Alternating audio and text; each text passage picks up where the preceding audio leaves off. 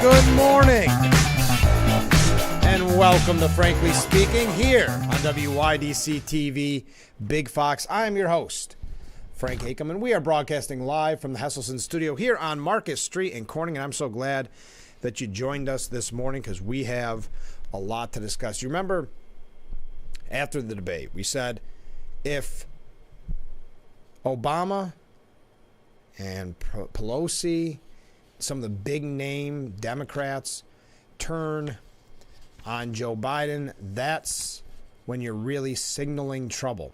Now you have quote unquote anonymous sources saying that Barack Obama is concerned about the debate performance and concerned about Joe. Nancy Pelosi saying it's fair to ask if this was an episode or a regular thing. Remember when they were calling for Mitch McConnell to step down because he had an episode? But anyway, so troubling signs for the White House, and we have a stack of papers of people turning on Democrats. It's reported that 25 Democrats, congressional Democrats, may come out and ask him to step aside. We'll also talk about what that means. I've had a lot of people ask me, and when you look at the finances, when it comes to campaign finance, it gets a little tricky. So you have Biden's war chest, and where would that money go if he doesn't run? Well, legally, it can't just go to anyone. I had to do some research myself because I didn't know if it could even go to Kamala. But it could. That is the only one that could take that money, that war chest. That would be Kamala Harris. So many are speculating that if, again, it's a major if the president does not run for re-election, then the most likely option would be Kamala. And that makes sense if you've been paying attention to the media, because the media is starting to do kind of fluff pieces on her, puff pieces, giving her kind of these pop culture type interviews. So you're starting to read a little bit of the writing on the wall, especially when you have the media turning on Biden, like the New York Times constantly reporting now about what it's like inside the White House and inside the campaign. And you have others, and not just the New York Times, are not the most important, but you have others, CNN, questioning if he will go on. So it's very interesting. That's probably what we'll be talking about the most this morning, but I do have a couple of stories before that. First of all, as you are probably aware, tomorrow I will be away on assignment. I will be off on vacation July 4th, of course, and I hope everyone has a fun, safe July 4th. We'll talk about that a little bit later on as well, but I wanted to give you a heads up on that. So tomorrow's broadcast will be a repeat, a great repeat, one that's still very, very much a good idea to wake up early to watch, but also just giving you a heads up. Also, on top of that, a little bit later on in the program, we're going to hear from Big Fox News at 10, Dante Brown. He did a piece yesterday. Nick Langworthy was in the area with a pinning ceremony for Vietnam veterans, and he put together a piece. I was not able to go to the event, so I wanted to play that for you. So if you missed it as well, you would have an idea of what the event was all about. So that's coming up a little bit later on. Now, I am sure you're going to celebrate Independence Day. This is the most expensive Independence Day, thank you to the economy and Bidenomics. I know it almost feels weird talking about political substance at this point. It seems like all we can talk about is Biden's cognitive decline in the media as well, the mainstream media. So it feels weird to say, hey, remember, there's still Israel and Hamas going on. There's still inflation. There's still the open porous border. There's actually a really good piece by the New York Post showing how kind of the loophole in Biden's supposed quote-unquote crackdown is the northern border, something that Congressman Langworthy has talked about in the past as well, just to kind of go full circle on that. But according to Consumer Affairs, the price of 1.33 pounds of ground beef this year is $8.45. That means your hamburger patties are going to be about 50% more expensive this year than they were back in 2019 under the Trump administration. Disposable plates are up over 80% during that time. Ketchup, about 52%. The one that hits closest to home for many is not just, it's a year-round treat, is Soda Pop, a 12-pack of soda. This year, it will cost you about $9.18 to secure a case of diet soda. This is up from $5.53 in 2021, which was Joe Biden's first Independence Day as president. That is an increase of a whopping 2/3. Why am I starting off with bad news here? But the American Farm Bureau reported that this year will be the most expensive 4th of July barbecues in American history. Well, there's our record. Now, this isn't because people aren't feeling good about the economy. This isn't because, well, you don't understand how good the economy really is. No, these are hard facts. This is the cost. This is why the lies on inflation and saying that, no, things are really rosy. Things are great. Why they don't work. Why people aren't sold on Bidenomics. So there you go. If you haven't purchased your barbecue supplies yet, well, look out. Get the checkbook out. And as I mentioned, there are other news stories on top of Biden. We are going to really dive into that. But there's a few things I want to mention because I've been bringing up the anti-Semitic, anti-Israel, anti-American protests for months now. And there's just a couple quick updates on that. Out of North Carolina, at a library, they were holding an anarchist book fair that was hijacked by an anti-Israel mob that ended up beating a cancer-stricken elderly man and 2 others. A cancer-stricken elderly man and 2 others were allegedly beaten by an angry anti-Israel mob after they started live streaming an anarchist book fair in North Carolina. Monica Buckley, David Moritz, and Bob Campbell claimed that they were physically attacked by roughly 24 people after sitting in on a strategic lessons for the Palestinian resistance seminar at the West Asheville Public Library. The trio alleged the crowd suddenly turned on them when an attendee noticed the talk, organized by another Carolina anarchist book fair, was being filmed and streamed on social media. Apparently, they don't want their tactics or what they are saying to be known. Footage posted online shows the moment those in the audience started surrounding the group in an apparent bid to block them from filming after someone accused them of being, you guessed it, Zionist. Buckley said, "I was just sitting there recording the people who were surrounding us, and a woman grabbed the phone and started running towards the door. I jumped on her to get my phone back." Now, by the way, Buckley, it is noted here, is Jewish. "There was a swarm of dozens of people that attacked me, and then Bob and Dave came to try to help me, and then they were swarmed and attacked also. They were hitting me, punching my wrist, stomping on my ankles. Somebody choked me with something." Campbell, an 80-year-old Navy veteran who has cancer, said someone pushed him to the floor when he tried to step in. "I went behind her, and then he grabbed me from the back and pushed me down on the floor. So that's when I told him, I said, I got cancer, I'm 80. You don't have to do so much." But he wouldn't stop. The media not really reporting as thoroughly as they should on these anti-Semitic mobs and the violence. They want to pretend just like the Antifa protests of old. They want to pretend they're peaceful protests. We also learn at Columbia, where you could argue this started, where the encampment started anyway. There's new texts. If you didn't realize how bad the faculty was, because many of the faculty participating in this, new texts show that Columbia deans mocked Jewish students over anti-Semitism concerns. That seems to track. That seems about par for the course, doesn't it? We've seen this.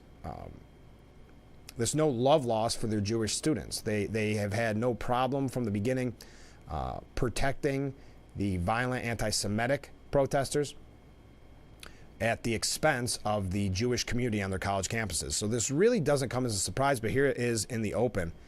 They accused Jewish students, this again, Columbia University deans, accused Jewish students of asserting privilege. So they even have to use woke words when they're being disrespectful to a minority group.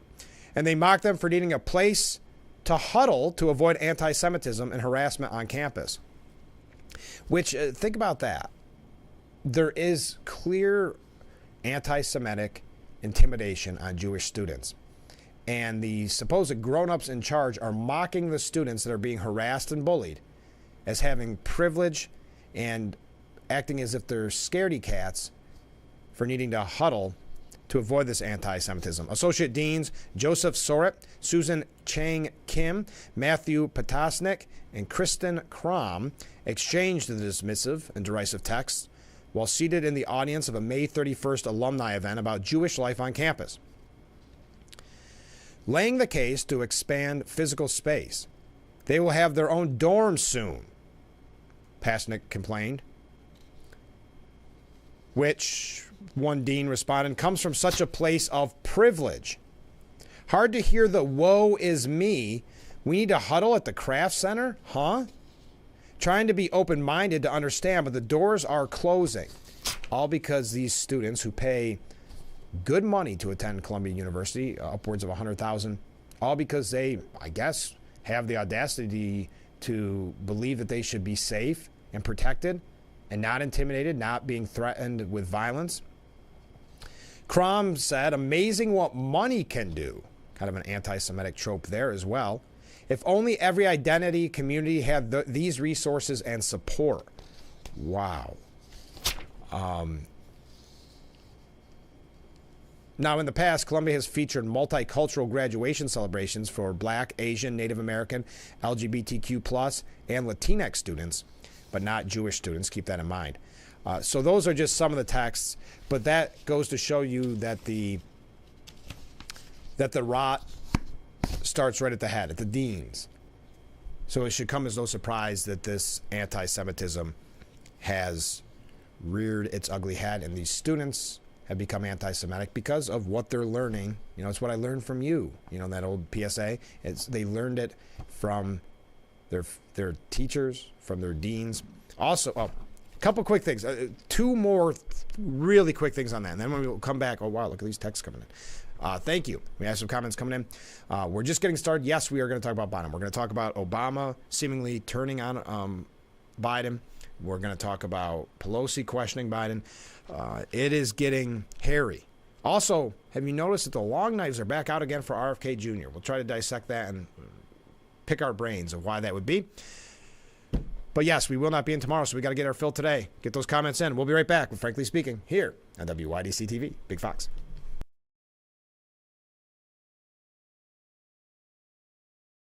Isn't your wellness important? Don't you want more energy? Now's the best time to make every day better and relieve those achy muscles and pains than with the Hesselson's Hot Tub. Hesselson's has hot tubs in stock and available for immediate delivery with unbelievable savings. Hesselson's offers 0% interest-free financing for up to 5 full years. Hesselson's carries the only hot tub brand in the industry with the exclusive freshwater salt system that is eco-friendly and easy to use and only enhances your hot tubbing experience. Come in today and see why your next hot tub should be a Hesselson's hot tub. And remember, it's always fun to poke in the corners at Hesselson's. We are proud to serve our country, to serve our local communities, to wear the uniform, to be a soldier, to serve abroad when and where duty calls. We are ready to stand with our brothers and sisters to defend, to serve, to fight. We're always ready, we're always there. We are the New York Army National Guard. Attention, if you were a loved one regularly used hair relaxers or straighteners and were diagnosed with uterine, ovarian, or endometrial cancer, you may be entitled to significant compensation. I've used hair relaxers for years. I had no idea they could cause cancer. Chemical hair relaxers and straighteners have been linked to serious conditions, including several types of cancer. If you used hair relaxers and now have uterine, ovarian, or endometrial cancer, call now to see if you qualify. There's no fee unless we win your case. You rip and tear your old statements and bills, but thieves use this information to steal your identity. Don't be a victim. Get the ID Police, the new ink roller that encrypts all your old documents. So before you throw it out, just roll it on, and your information is gone, both on the front and through the back. Even if the paper is held up to the light, even your medical information is safe with the ID Police. So block it out before you throw it out. Order now and get your ID Police for as low as $9.99 and get free shipping too. This offer is not available on Amazon, so call or click now to get your ID Police for as low as $9.99 with free shipping. Order now. Call 1-800-898-1002. That's 1-800-898-1002 or visit getidpolice.com. So call 1-800-898-1002. Order now.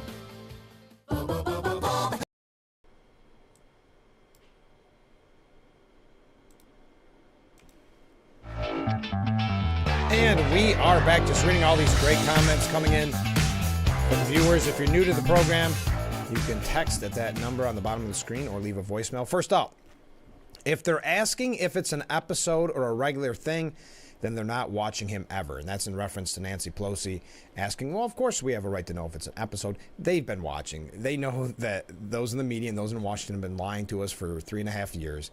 And now they're trying to downplay it as if they were just as surprised as you were.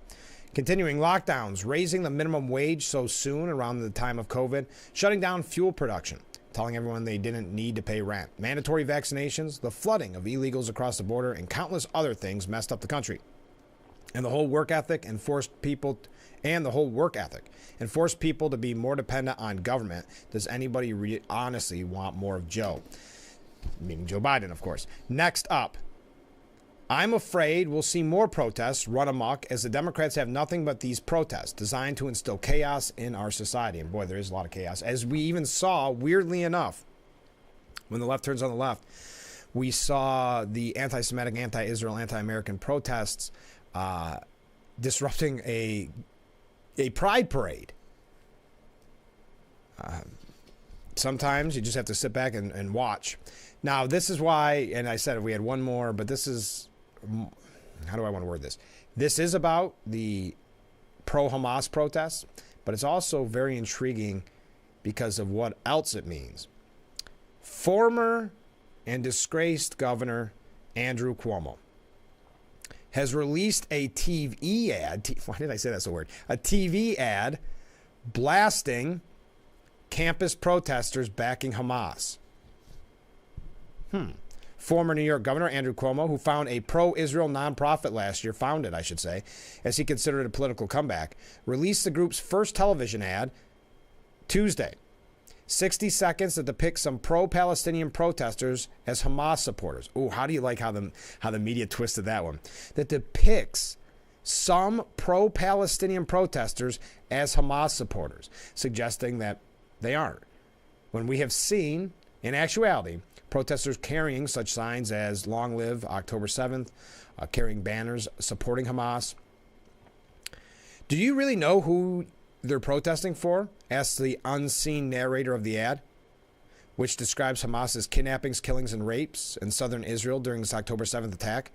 Cuomo does not appear in the ad, which also highlights Hamas's militants pledging to kill Jews. If you stand with Hamas, you stand with terror, the ad concludes. Just something to keep in mind.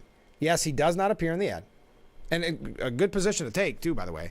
But intriguing. He formed that group in maybe hopes of a political comeback. But maybe to get ahead of the game, Governor Hochul, in case you were wondering, has said she'll be running for another term as New York governor in 2026. 2026, it may be a long way off. I'm running. I'm preparing for that race, Hochul said. We communicate regularly with Lieutenant Governor Delgado. He's doing a phenomenal job traveling the state, promoting some of his signature initiatives, so I'm very happy with what we're doing now. Seemed kind of early. So, Governor Hochul, maybe in reference to Cuomo making more public appearances, having these TV ads, etc., maybe finding the need to get out there and say, hey, no, I'm still here. But we don't know what Cuomo's going to run for. One last thing, kind of in tying it all in. Biden and Netanyahu are expected to meet in Washington during Israel's prime minister's July visit. That's on July 24th. Just an update. All right, so let's talk about Biden, shall we? There are media reports that upwards of 25 Democrats could come out today demanding that Biden step down from his campaign, that is, this week. It is interesting. I was talking to some people. I know I mentioned it at the beginning of the show. It seems like when it comes to policy of the Biden administration, the open porous borders, the inflation, the numbers I brought to you about this being the most expensive Independence Day barbecue in America's history, really just issues there's no talking about that. It's everything about an issue that we've known about for 3.5 years, which is the decline in Joe Biden. Now, 1 in 3 Democrats think that Biden should quit the race. Now, I don't think this is as damning of a poll as the media may present. Because, okay, 1 in 3 Democrats think that Biden should quit the race. But those 1 in 3, when the smoke clears, if Biden's still there in November, will be voting for Joe Biden. It's not as if they're going to switch to Trump. 1 in 3 Democrats think U.S. President Joe Biden should end his re-election bid following last week's debate against Republican Donald Trump. But no prominent elected Democrat does any better than Biden in a hypothetical matchup against Trump, according to a Reuters Ipsos poll. Oh, that's interesting. The 2-day poll found that both Trump and Biden maintain the support of 40% of registered voters, suggesting that Biden has not lost ground since the debate. Now, there's other polls. Yes, you've probably seen the CBS polls and others that are pretty hurtful to Biden and his chances. Now, and I'm going to get to a little bit later on that if he is replaced, why it's most likely Harris. But among the names of top Democrats put up to respondents, only Michelle Obama outperformed Biden and led Trump 50% to 39% in a hypothetical matchup. Some 32% of Democrats in the poll said Biden should give up his re-election bid following a debate in which he stammered and you know all that. Shouldn't I don't know if you're calling for him not to run for re-election and you think that that was such a troubling debate. Is there also something to be said about maybe asking him to step aside and put Kamala in as president? Meaning, I don't want to see Kamala as president, but I'm saying, if he's not healthy enough to run for re-election, is he healthy enough to finish out his term? And if he were to step aside and put Harris in there, it would give her a little bit of the power of the incumbency. Biden did say, Biden's going to give an interview, and everybody said, oh, wow, this could be interesting. With George Stephanopoulos, of course, a former Clinton advisor. So no surprise that he got the scoop. And I think most of us are saying, well, this will be interesting. When should we tune in? Well, it doesn't matter because it's not live. I believe they tape it, tomorrow maybe? And it airs on... Oh, no, it tapes on Friday, I think, and airs on Sunday. So I think it would have a lot more power if it were a live interview. And does anybody really believe that George Stephanopoulos and others behind the scenes wouldn't make sure that Biden looks his absolute best? Because let's face it, though CNN did a good job overall in the debate, there was times when they tried to cut away from Biden. Sorry, Mr. President, when he was really losing his train of thought, or when the split screen looked very bad, cutting to just Trump. So they tried, but there was no saving that, as we know. So what kind of editing capabilities will George Stephanopoulos be involved in? So not as impressive, not being a live interview. So we're going to talk a lot more about Biden. Just getting warmed up. But I do got to take a break. So stay with us. We'll be right back with Frankly Speaking here on WYDC TV. Big Fox, please stay with us. Celebrate with savings and get up to 35% off during Raymore and Flanigan's 4th of July sale. Explore can't-miss deals on collections for every room, living room, bedroom, dining room, and more. Celebrate in style with delivery in 3 days or less. Mattresses are on sale too. Save hundreds on top mattress brands, or pay your way and get 72-month financing with no interest and get free next day mattress delivery. Hurry in, these savings end Monday at Raymore and Flanigan. Experience the action, splashing, and excitement of the annual Watkins Glen Cardboard Boat Regatta from the comfort of your home this summer. Enjoy this local tradition and fun family event airing on Big Fox and My TV on the following dates and times.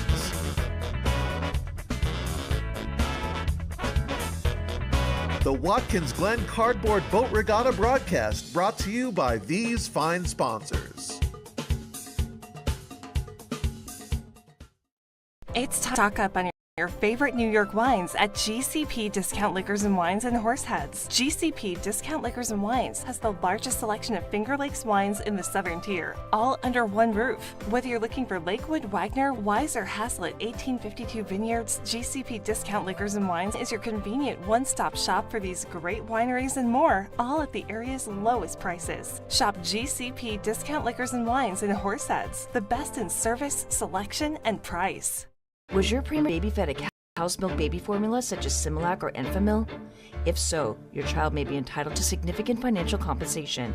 Evidence shows that cow's milk formulas increase the risk of NEC in premature babies, causing severe harm and even death. If your child was born premature and suffers from NEC, intestinal perforations, sepsis, cerebral palsy, or died as a result, you may have the right to sue for significant financial compensation.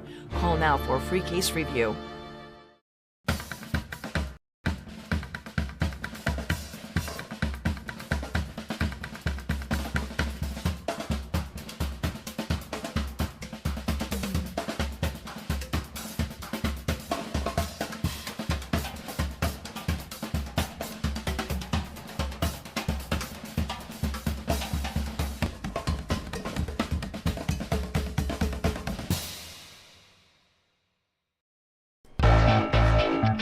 Broadcasting live from the Hesselson studio here on Market Street in Corning. You're watching Frankly Speaking. I'm your host, Frank Acom. As I mentioned, tomorrow we will not be in. We'll be away on assignment. That assignment is celebrating this amazing country, the greatest country in the world, and our Independence Day, just like you. I know you'll be celebrating. So keep that in mind. I will not be live tomorrow, but on Friday, we'll be back at it with plenty more to talk about. And I want to highlight this just quickly before we get back into Biden. On Monday, I'm really excited about this. For country music fans out there, you should know this name, more classic country. If you're a fan of the Grand Ole Opry, T. Graham Brown is going to be joining us on Monday. He's got a new album out called From Memphis to Muscle Shoals, and it's available August 2nd. Listen to some of these guests that he has. It's a what do you call duet album, and the set list, that's track list, but because it's not a live show. Listen to these songs before I tell you some of the special guests. I'll tell you right along with it. It Tears Me Up, originally done by Percy Sledge, of course. Take Me to the River. He does that with Winona. You Better Move On, which is a great Arthur Alexander song. If you're not familiar with Arthur Alexander, you might remember Anna. And You Better Move On was the first hit for Fame Studios and Muscle Shoals. He does that with the great Little Anthony of Little Anthony and the Imperials. He covers Do Right Woman, Do Right Man, Soul Man, I'm Your Puppet, Walking the Dog, the Rufus Thomas song. He does that with Sammy Hagar, of all people. Who's Making Love? He does that with Sam Moore from Sam and Dave, the legendary Sam and Dave. So you've got country stars, you've got rock stars, you've got, I don't know what you call it, early rock stars and oldies type music. Covers When a Man Loves a Woman, Slip Away, Sitting on the Dock of the Bay. Yeah, the amazing Otis Redding song. He does that with Randy Houser. Mustang Sally with Delbert McClinton. The Dark End of the Street with Tanya Tucker. And Knock on Wood with Eddie Floyd, the original person who did knock on wood. Anyway, I know I sometimes get into the weeds with music, but you're going to love this interview. That is on Monday. I thought I'd save it. A special treat for after the weekend. Oh, a lot of waves come in. Okay. Oh, and a little bit later on in the program, Dante Brown from Big Fox News at 10. I have his news package from last night, in case you missed it, about the Vietnam veteran pinning by Congressman Nick Langworthy. I'm not sure if that's the right way to word it, but we'll learn all about it in the next hour. Biden says he nearly fell asleep at the debate, and he blames all that foreign travel, despite having a week off the rest. That's a lot of time to play catch-up. He claimed that the foreign travel left him so plumb tuckered out, that he nearly fell asleep, even though he had, this is during the debate, even though he had 13 days to recover from the most recent trip abroad. That's when we also learn, and the New York Times is really coming after Biden with these behind the scenes or behind the White House, what people are saying, that Biden, during debate prep, so had a week off for debate prep, they would start at 11 a.m. and then he would take a nap a few hours later. So this is what Biden told Democrat donors. I decided to travel around the world a couple of times shortly before the debate. It wasn't very smart to be traveling around the world a couple times. I didn't listen to my staff, and then I almost fell asleep on stage. So he's had a cold. It was foreign travel. He almost fell asleep on stage. Biden blamed foreign travel despite making just 2 brief recent foreign trips, traveling on June 5th through the 9th to France for the 80th anniversary of D-Day, and June 12th through the 14th for the G7 summit. And then we had reports yesterday as well that many leaders at the G7 summit were very concerned by Biden's decline. And I'm not going to go through the rest of his schedule, but according to the New York Times, debate prep sessions never started before 11 a.m., and Mr. Biden was given time for an afternoon nap each day. Yesterday, of course, as you are well aware by now, Lloyd Doggett, representative from Texas, was the first sitting member of Congress from Biden's own party to call for him to step aside, saying that he should go the way of, or with the example, not go the way of, but use the example of Lyndon B. Johnson, who did not seek re-election in 1968. The list goes on who else joined that call for him to step aside. We'll talk about that in just a moment. But according to the New York Times, in weeks and months before Biden's politically devastating performance on the debate stage in Atlanta, several current and former officials and others who encountered him behind closed doors noticed that he increasingly appeared confused or listless, or would lose the thread of the conversation, according to the New York Times. Now, I find this really interesting with the New York Times. I know I keep mentioning them. I don't think they're as powerful as they think they are. But they said, this goes to show you the loyalty of some Democrats, that at the end of the day, and keep this in mind when they say, 1 in 3 Democrats want Biden to step aside. Well, those 1 in 3 will still, at the end of the day, vote for Biden if he's on the ticket. Because the New York Times hates Trump so much, they admitted so, that they do not have to fairly report if it means keeping Trump out of there. They hate him so much that they're willing to throw Biden under the bus. They're Biden, they're Joe Biden, their president, under the bus, because they even read the writing on the wall that Trump could beat him. So never mind the loyalty to the party, never mind the loyalty to a man who perhaps biggest part of his legacy is the fact that he defeated Trump. It's, what have you done for me lately? Move aside. There's no loyalty there. Our only loyalty at the New York Times is our loyalty to defeat Donald J. Trump. The Times reported Mr. Biden was drained enough from the back-to-back trips to Europe that his team cut his planned debate preparation by 2 days so he could rest at his house in Delaware. The preparation, which took place over 6 days, never started before 11 a.m., and Mr. Biden was given time for an afternoon nap each day.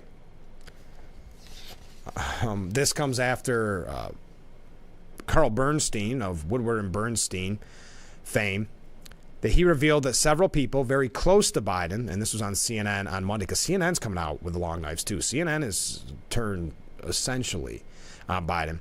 Biden has been, that those close to Biden have been concerned about his cognitive decline for more than a year. See, that's how the media tries to save face. For more than a year, this has been a 3.5-year thing. And guess what? When you brought it up from the early days, you were a conspiracy theorist. You were really a horrible person. How dare you question the president of the United States' mental health and what that could mean for our safety as a country? And don't you care about this country? Those type of things. Now the media is saying, well, it turns out he is really bad. They knew all along. They lied to the American people. They've been lying all along, especially the White House. And of course, when the White House lies, the media then picks it up and pushes the talking points that they want to use, such as cheap fakes. Not hearing that as much anymore, are you? After the debate, I don't think we've heard the term cheap fake since Thursday of last week. It is hard to believe that it hasn't even been a week yet, and what the coverage has been like. We have so much more on this. We are really just getting started, but we also are moving very, very quickly. So stay with us. We'll be right back with Frankly Speaking here on WYDC TV. Big Fox, stay with us.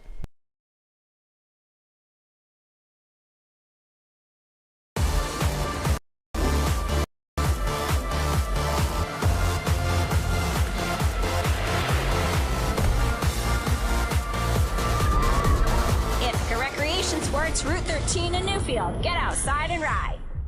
If you or one regularly used hair relaxers or straighteners and were diagnosed with uterine, ovarian, or endometrial cancer, you may be entitled to significant financial compensation.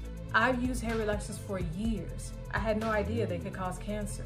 Chemical hair relaxers and straighteners have been linked to serious conditions, including several types of cancer. How do I know if I have a case? Call 844-292-6222 and consult with one of our attorneys to find out if the products you used are part of the lawsuit. Your eligibility will also depend on how often you use these hair products and your specific cancer diagnosis. If you regularly used hair relaxers or straighteners and were diagnosed with uterine, ovarian, or endometrial cancer, call us now. Call 844-292-6222. How much will it cost to talk to an attorney? There is no fee unless we win your case. Call 844-292-6222 for your free case review. I'm Marian Burke. I've lived here for 70 years, but I do fine right here in my house, and I want to be here as long as I can be.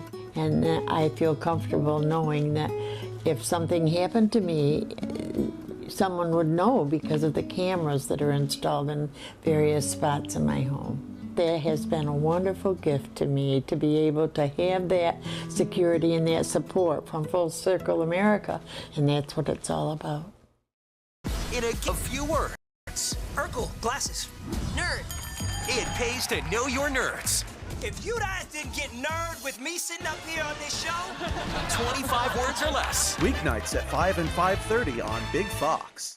The Big's website is here now. WYDCTV.com. Local and national news that keeps you informed and involved. WYDCTV.com. Today's weather, up to date and in your town. WYDCTV.com. Sports news, local events, and health stories that affect you. WYDCTV.com. The Big Fox website. Your news here now. WYDCTV.com.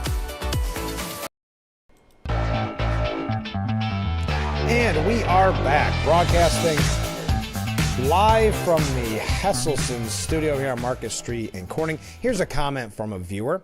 That explains how he got the cold, meaning Joe Biden. The first excuse right out of the gate was, well, he had a cold. I often get ill after flying due to air cabin quality. Poor guy. Yeah, that's a very good point. Also, I have a feeling, and I see the rolling eyes emoji. I know there's sarcasm there. I have a feeling their air cabin quality isn't the same on Air Force One as the red eyes that we're flying. Could be. I don't know. Maybe that's why he has a cold. Who am I to say? White House staffers are being reportedly scared. I can't say the next word. How can I spin it? I think you know. Scared.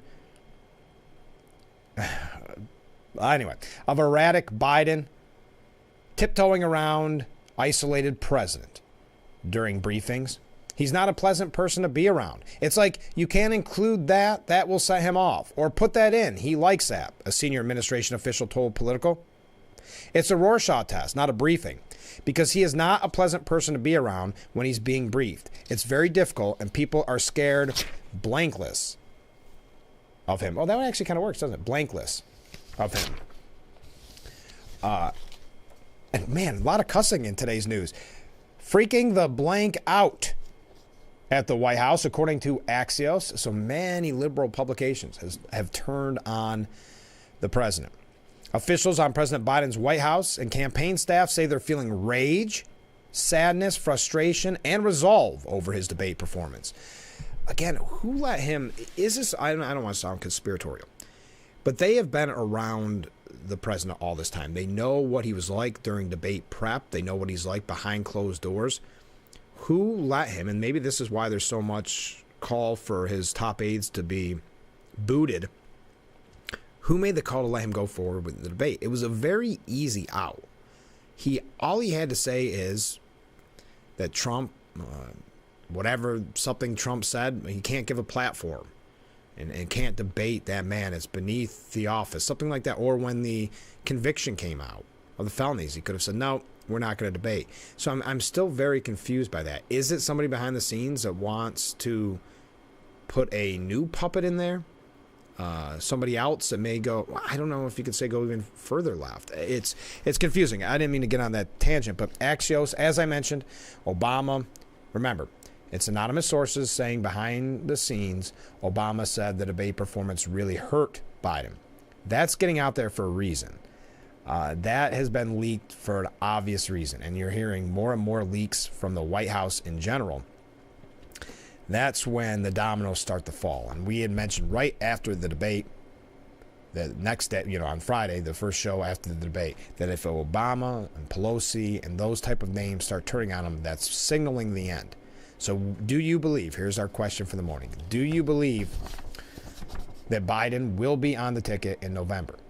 This is very fluid, because if you recall yesterday, they were talking about giving him the nomination early to dispel any questions, and then you started to see the anonymous sources about Obama, and then Pelosi saying, yes, it's fair to ask the question if it's an episode or if it's a regular thing. I don't know. This is getting interesting. So there's a lot of rage behind the scenes. What do you expect? They knew what Biden was like. It's the first topic of every conversation, one White House official said. Senior leadership has given us nothing. To act like it's business as usual is delusional. And that's what they started as. They've tried to. Their hand has been forced a little bit to talk about it. I do not envy the press secretary, who was asked point blank. Jean-Pierre was asked point blank if the president has dementia. The answer, of course, being no. Was the answer she gave. Another official put it more bluntly. Everyone is freaking the blank out. The uncertainty after Thursday is palpable, and anxiety is only increasing, a third White House official told Axios. People are looking for leadership and direction that they were told to trust and hoped was there, but aren't yet feeling in what is now clearly a defining moment for this presidency. It's kind of Ruth Bader Ginsburg on steroids, meaning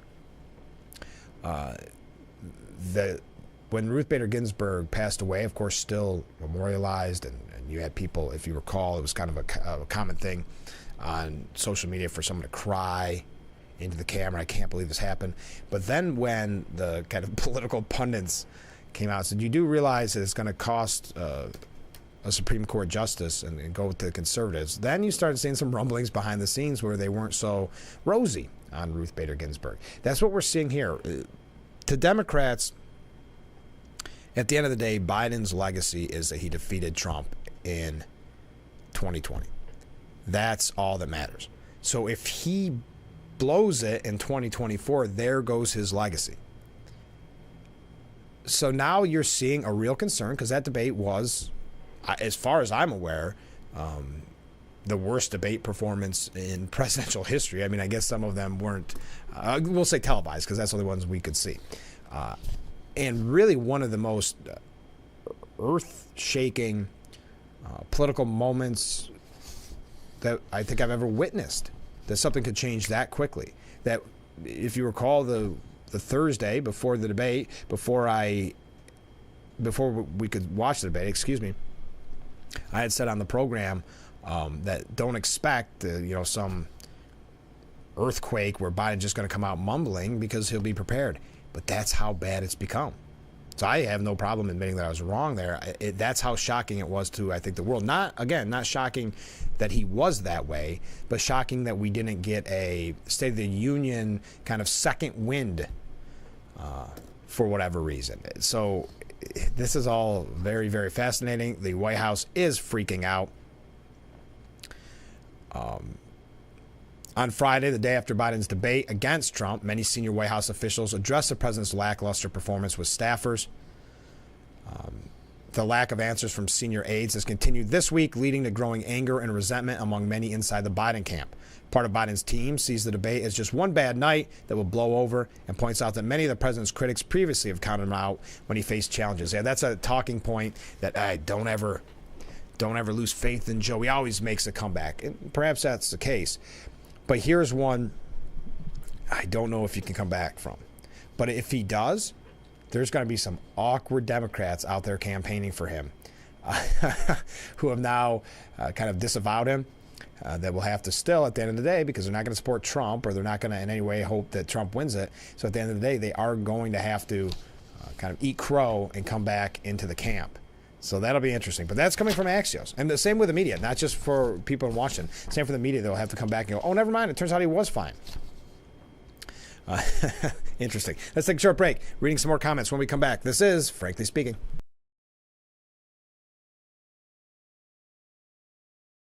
Isn't your wellness important? Don't you want more energy? Now's the best time to make every day better and relieve those achy muscles and pains than with the Hesselson's Hot Tub. Hesselson's has hot tubs in stock and available for immediate delivery with unbelievable savings. Hesselson's offers 0% interest-free financing for up to 5 full years. Hesselson's carries the only hot tub brand in the industry with the exclusive freshwater salt system that is eco-friendly and easy to use and only enhances your hot tubbing experience. Come in today and see why your next hot tub should be a Hesselson's hot tub. And remember, it's always fun to poke in the corners at Hesselson's. Attention, this is an important message for firefighters, members of the military, and airport workers. For decades, first responders and firefighters at military bases and airports used a chemical-based foam to fight fires. Studies have shown that chemicals used to make aqueous film-forming foam, or AFFF, are highly toxic to humans and have been associated with several types of cancer. If you or someone you know was diagnosed with any of those cancers, call now for a free case review. Experience the action, splashing, and excitement of the annual Watkins Glen Cardboard Boat Regatta from the comfort of your home this summer. Enjoy this local tradition and fun family event airing on Big Fox and MyTV on the following dates and times.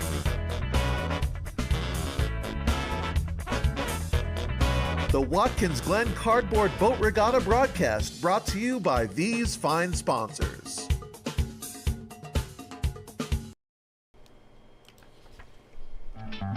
And we are back with Frankly Speaking. A question from a viewer. Good morning, Frank. Good morning. I think that Democrats hate President Trump so much because his policies affect their pocketbooks. What do you think? Am I wrong, or is there a different reason? Well, there's many reasons. I guess, how do you mean they affect their pocketbooks? In like the form of corruption in that way, perhaps? Some of the policies that Trump puts through definitely affect the more shady aspects of their pocketbooks. I think there's so many different levels. You've got the draining of the swamp idea. You've got Trump actually campaigning for the forgotten men and women who are working hard, not the elitist crowd as Democrats have courted for so many years. So there's a lot of moving pieces. I don't have one answer as to why they hate President Trump. I think it would matter whoever you asked. I think you might get somewhat of a different answer, but it's really about them not having the power. They want so many people dependent, meaning the Democrats, on the government, and that's not what Trump was pushing. So there's a lot of moving pieces there, but that would be one of the reasons why they hate Trump. Also, they hate the outsider idea. Washington's supposed to be run by Washington. It's supposed to be done the way we do things here in Washington. And that's just not Trump. They also don't like that as much as they screamed about how bad he was going to be, they hate the fact that he was successful. You know, it's like that thing where you're so confident something is going to happen. You're stupid. This is the way it's going to be. And then you're proven wrong. That's always that's always a tough pill to swallow. So there's many moving pieces. But thank you. Keep those messages coming in. The White House fends off tough questions about Biden's mental fitness, according to CNN. The White House press secretary, Karine Jean-Pierre, said, first of all, I want to say we understand the concerns. We get it. The president did not have a great night. We're not taking away from what the American people saw. Now, the White House preempted the first questions from reporters by announcing Biden will appear in 2 high-profile events over the next week. An interview with ABC's George Stephanopoulos that will air in part on Friday, and a solo news conference during the NATO summit in Washington next week. Now, keep in mind that the interview is not live. I think that's very telling in and of itself. So that'll be on Friday. I was thinking, I have the specifics on that, so I don't know why I keep guessing on what they was going to record. But she was also asked, Jean-Pierre was asked point blank if Biden suffers from dementia. Does President Biden, at 81 years old, have Alzheimer's, any form of dementia, or degenerative illness that causes these sort of lapses? And it's a yes or a no question. I know the media is so forward. And it's a yes or no question, as if they're in a Senate hearing. Okay. Jean-Pierre said, are you ready for it? It's a no. And I hope you're asking the other guy the same exact question. That's going to be the spin that the White House uses and the campaign uses a lot. Because Nancy Pelosi started with that. The one with actual dementia is Trump. So if they do have to spin it, that's the way they're going to go with it. But again, I asked the question to everyone out there. Do you believe, and I asked it yesterday, but this is one of those stories that a lot changes in just a few hours. Do you believe at the end of the day, Joe Biden will be on the ticket come November? So Joe Biden has his first television interview. It will air with George Stephanopoulos on Friday at 6:30 p.m. on World News Tonight with David Muir. The extended interview will air on Sunday on This Week with George Stephanopoulos. Now, it does not say when... I knew I got rid of the wrong one. I had two articles on this. I can't remember what day he records it, but it is not a live interview. I think that's really important to know. I don't know if that dispels a lot of concern if it can be edited. Biden's post-debate crisis is now evolving into a genuine threat to his re-election bid, says Stephen Collinson, again from CNN. President Joe Biden needs to do far more to quell the panic over his terrible performance, and he's got to do it fast. After Texas Representative Lloyd Doggett on Tuesday became the first Democratic lawmaker to break ranks and demand Biden step aside, top party figures are now asking for more openness and details on the president's health. Well, that's nice that you're concerned now. What about all the concern that conservatives have raised for years now? Not an issue. Not an issue. Now it does, because it affects their chances in taking back the White House, or taking the White House, I should say. Every effort the president and his White House and campaign teams make to fix the problem ends up exasperating it. Biden, for instance, on Tuesday evening joked to donors that he almost fell asleep on stage. It was an odd way to parry claims that he is no longer fit for the demanding duties of his office. Again, this is from Stephen Collinson at CNN. The fallout from the debate has created another extraordinary twist in a stunning campaign featuring two presidents, one who is a convicted felon and the other who is already the oldest to hold the job in history. The debate crystallized many fears of Democrats about Biden's prospects and played into months of claims by Trump that his rival is weak and mentally diminished. Played into months of claims. So even in this case, they just can't admit that Trump was right and that many of us were right, that there was a real cognitive decline from the president. I'm not going to go through all of what Stephen Collinson has to say because I've got to take our last break. But a new effort to calm public concern, Biden will grant that interview to George Stephanopoulos. And you also meet with Democrat governors today in Washington. Governor Hochul's going to be there. I saw that on Empire Report this morning. He'll meet with them both in person and virtually, following demands for direct contact that underscore the fact that many Democrats believe Biden's inner circle has been remote and unresponsive to their concerns over periods of months. One of those governors, Kentucky's Andy Beshear, said in a remarkably candid interview on CNN that Biden's debate was rough and that whatever the polls say, it will damage his campaign. Joe Biden is our nominee, and ultimately that decision on continuing or not will fall on him and his family. But I don't think there's anything wrong with asking the president to talk to the American people a little bit more about his health or that debate performance. Isn't it a little frustrating? If you want to go back to it, just think back to the early days of Trump's presidency, where the media demanded, and there's almost this riotous atmosphere from the media, that Trump take a cognitive test.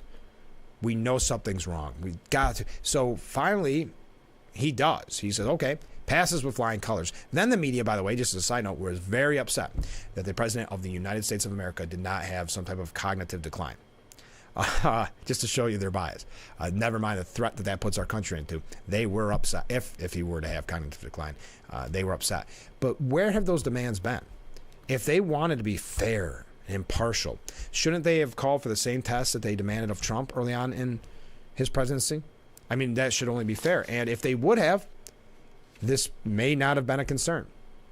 They may not be going through what they're going through now, trying to convince him not to run. Running late. We'll be right back with Frankly Speaking. Stay with us. Attention. If you were a loved one regularly used hair relaxers or straighteners and were diagnosed with uterine, ovarian, or endometrial cancer, you may be entitled to significant compensation. I've used hair relaxers for years. I had no idea they could cause cancer. Chemical hair relaxers and straighteners have been linked to serious conditions, including several types of cancer. If you used hair relaxers and now have uterine, ovarian, or endometrial cancer, call now to see if you qualify. There's no fee unless we win your case. I'm Marian Burt. I've lived here for 70 years, but I do fine right here in my house, and I want to be here as long as I can be.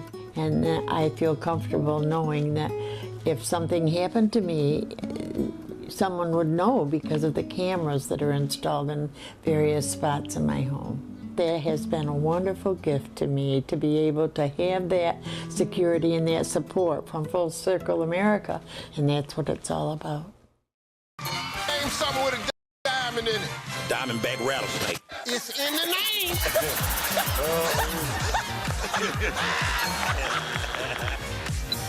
Name a low-calorie food you might make your edible underwear out of. Salmon. Watch it weeknights. Share it the next day.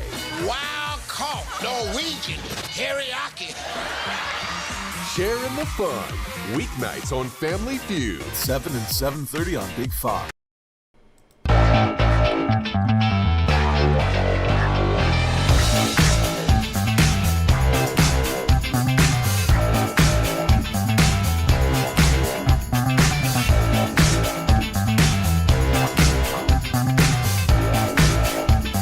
And we are back. Just reading all these comments coming in from viewers. First up, by the way, we're broadcasting live from the Hesselson studio. The election is 4 months away, so I can't imagine Biden not being on the ballot unless a very popular young influencer, knowledgeable about politics or anything else not required, makes an appearance. So sort of a celebrity, that could be. That's why I think you see so many polls, and kind of in a different way, I know, but Michelle Obama being the nominee because she's so popular. But again, what to your point about 4 months away, and you've got to think about the campaign cash. Because legally, Kamala Harris is the only one that could get that money. And I wasn't even sure at first that she could. But I understand now because her name is featured on that paperwork. She's the only one that could, for lack of a better word, inherit that money. Next up. Oh my goodness, we got so many comments coming in. And we're just about done with this hour. I get so tired of hearing that the Democrats are in panic mode due to Biden's performance at the debate. The Dems are many things: liars, fearmongers, dishonest, disingenuous, corrupt, but they aren't stupid. All the Dems know the score and have been playing the long game for many years. They always plan on changing Biden out with another useful idiot. The thing they never expected was that a billionaire who didn't need the money wanted to be the president and threatened to drain the swamp, effectively disenfranchising them from the American cash cow. When Trump got elected, they mostly came out of the box with their effort to fundamentally change America and make it a one-party country because they realized that most of Americans didn't agree with their agenda. Very good point, Ken. Thank you very much. And our last comment of the hour, will Joe Biden be on the ticket? Yes. I think their ego, money, and the bragging momentum that they've invested in him will hold. Otherwise, face the chance of humiliation. Yeah, that's the one thing is why I'm surprised so many people, and specifically in the media, are turning on him because they're going to it's going to be awkward from the walk it back. Now, I just say awkward. They don't have any problem being hypocrites or anything like that. So it's not going to bother them that much to lie to you. Say, oh, never mind, it turns out he was 100% healthy. They don't really have any problem doing that. It's just the awkward nature of it. But we are out of time for this hour. Unbelievable. Thanks for joining us. We've got 1 hour left together. Stay right there. This is Frankly Speaking on WYDC TV. Big Fox will be right back.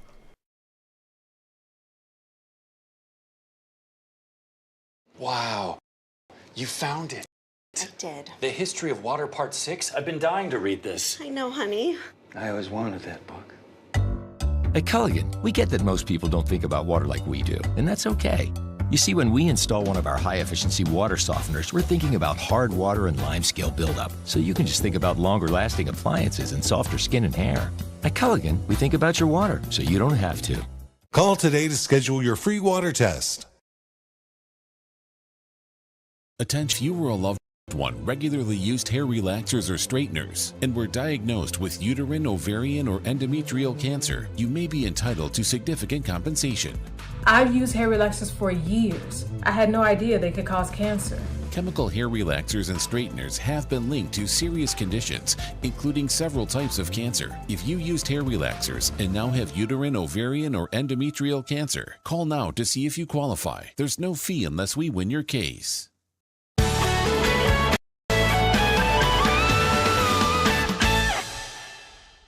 It's a new season of Sherry.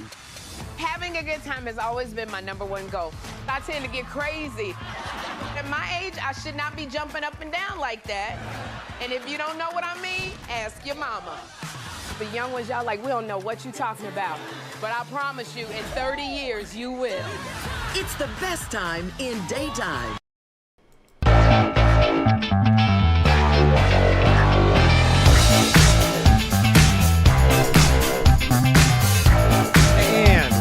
Are back with our number 2 of Frankly Speaking, broadcasting live from the Hesselson studio here on Market Street in Corning.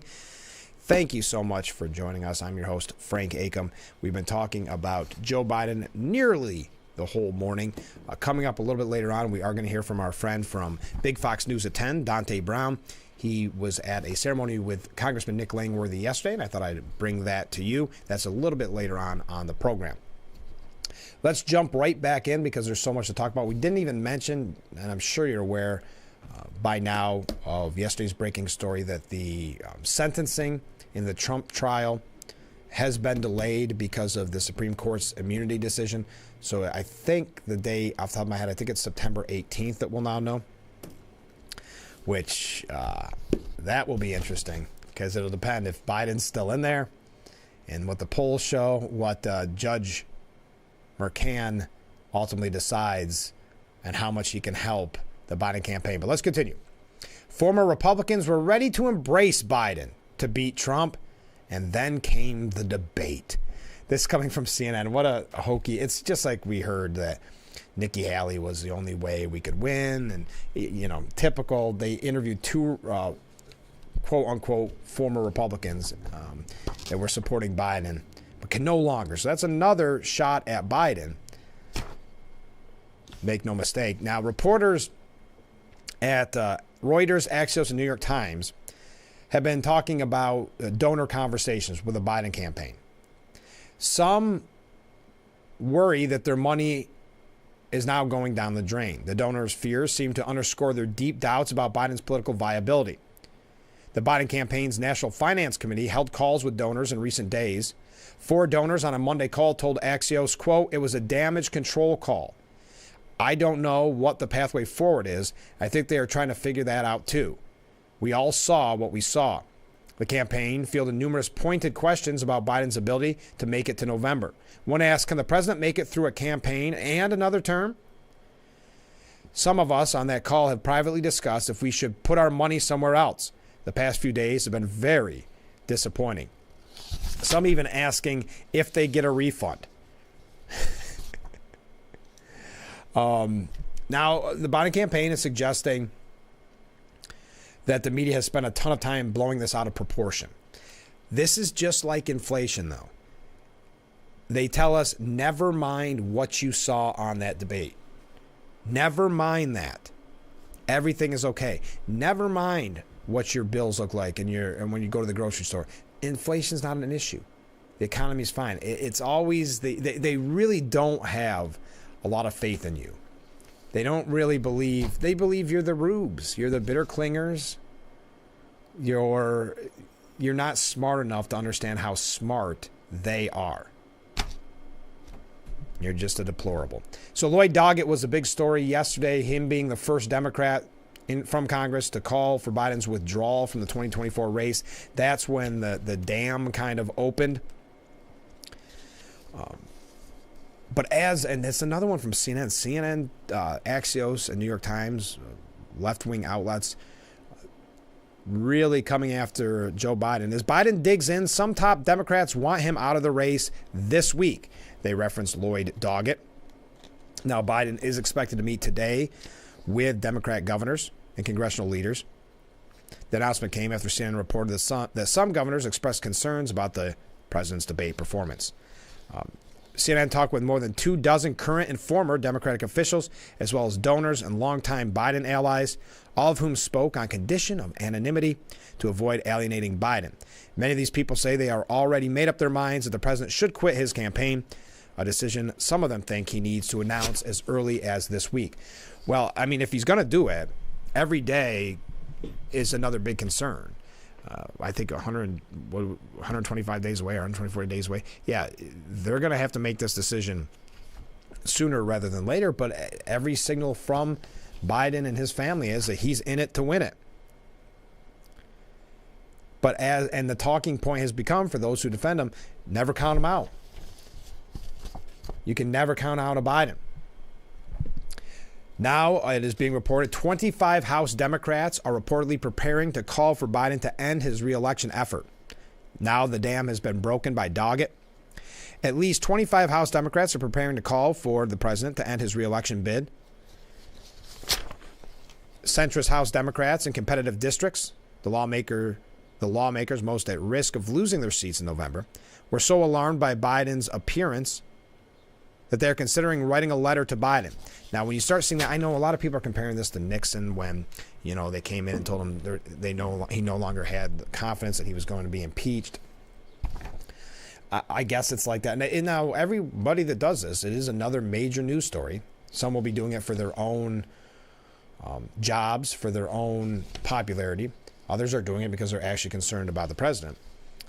But every time this comes out, the worse it gets for Biden. That's why they're in full panic mode, that they are concerned in the White House, or as the one Axios piece said, rage, anger.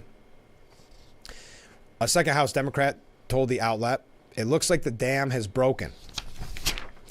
The lawmakers have been peppered with questions about Biden by constituents since returning home to their district. The report comes after Representative Lloyd Doggett became the first House Democrat.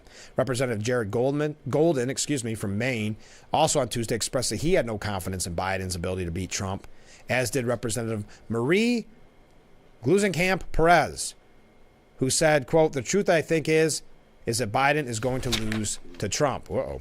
"I know that's difficult, but I think the damage has been done by that debate," she added.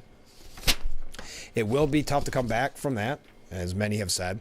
But I do think, and if you're just joining us, I know I've said this a few times, we had predicted on Friday, not predicted, it's not the right word. We had said on Friday after the debate that if Biden loses the support of Barack Obama or Nancy Pelosi, that's when he is in real trouble.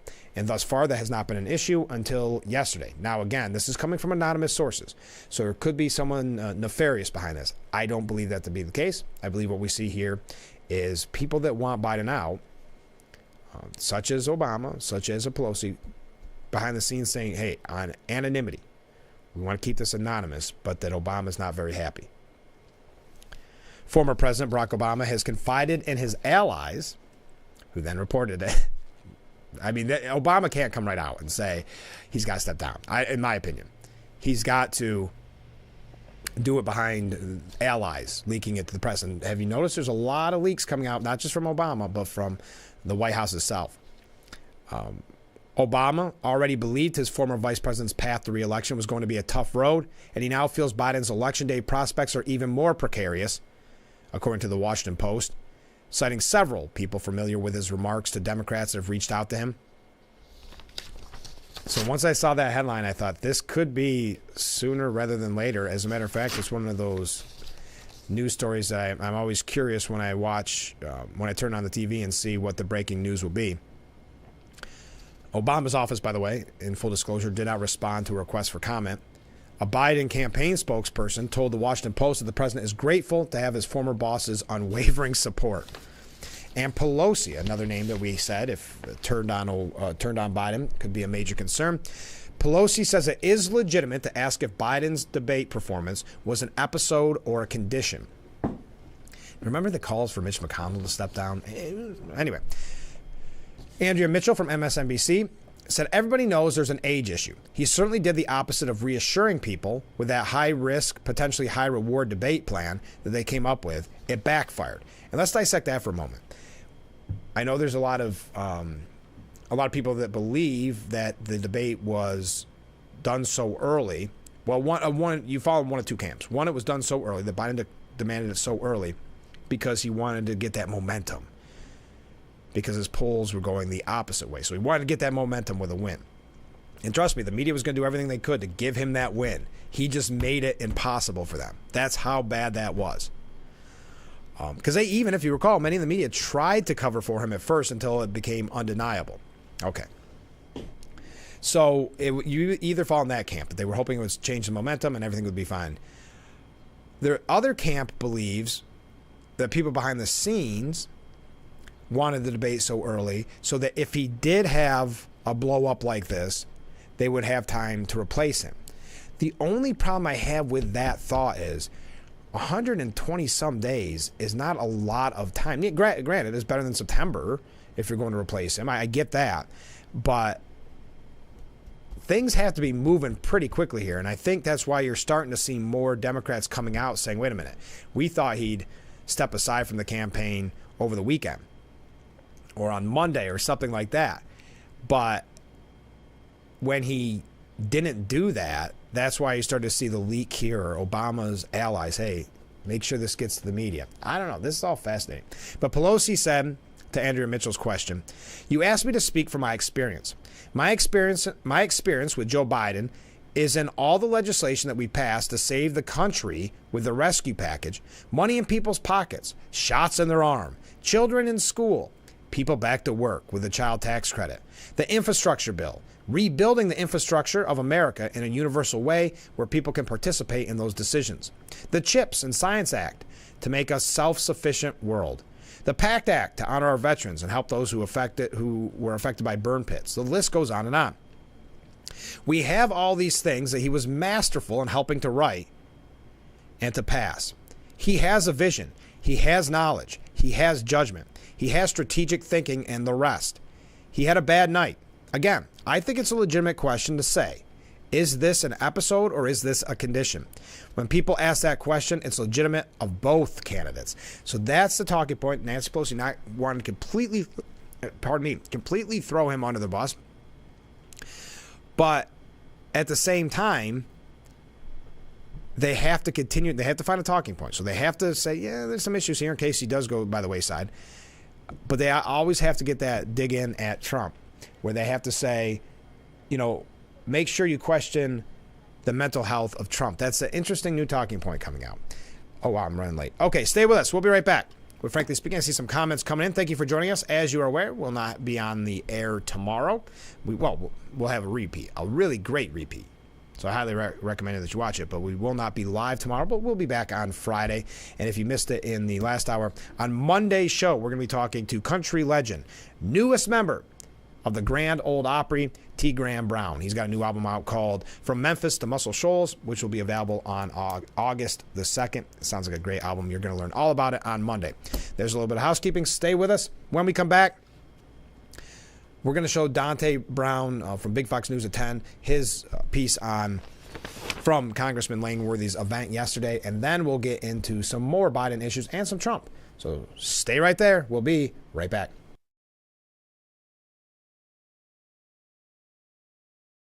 Hi, I'm Adam. And I'm Aubrey. For over 40 years, the Blaze Alexander family dealerships have been making car buying easy, affordable, with respect for your time. And we do that by treating all of our customers like family. By making sure you get the lowest rates, biggest discounts, and most for your trade. By providing clean, comfortable, and convenient service. By offering the largest selection of new and pre-owned vehicles every day. Visit a Blaze Alexander family dealership, where we're taking the deals the other guys won't. Tending what you love is a lot easier when you share the heavy lifting. Team up with Polaris Ranger, your hard-working partner for backyards, the backwoods, farms, and ranches. Ithaca Recreation Sports, Route 13 in Newfield. Get outside and ride.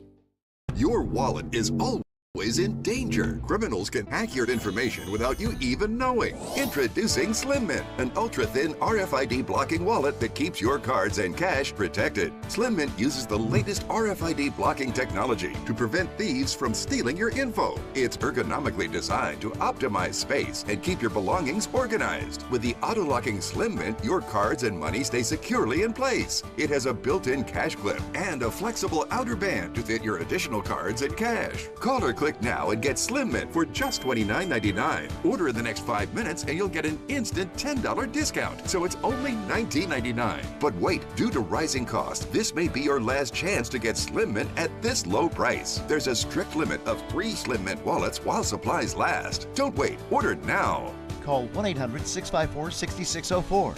Call or visit slimmintwallet.com. So call 1-800-654-6604. Order now.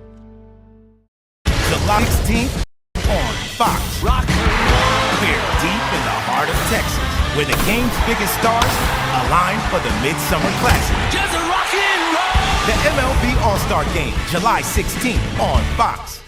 Sheldon and Missy face off in... Why can't we watch DuckTales? Because we don't learn anything. Book smarts versus street smarts.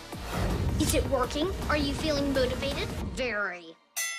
It's the battle of twins. Life is so confusing. I always hoped it would be easier for me when I grew up. It's gonna be all right. You were faking. Bazinga. Young Sheldon. Weeknights at 6:30.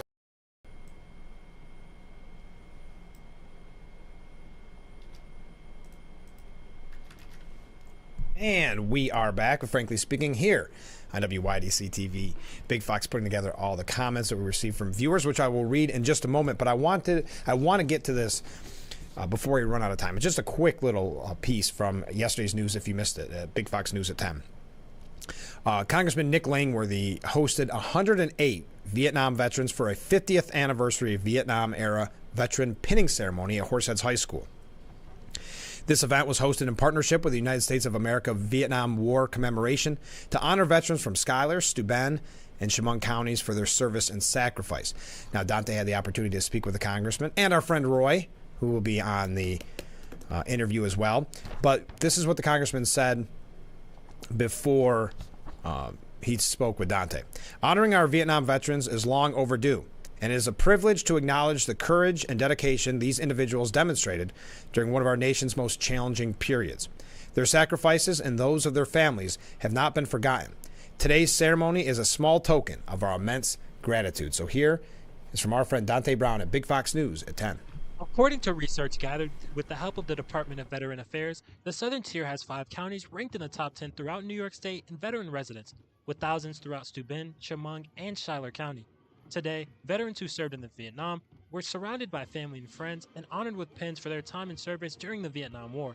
For many, it was a chance to receive an honor that they may not have been able to get first coming home from the service. It was a great honor. It was really nice ceremony.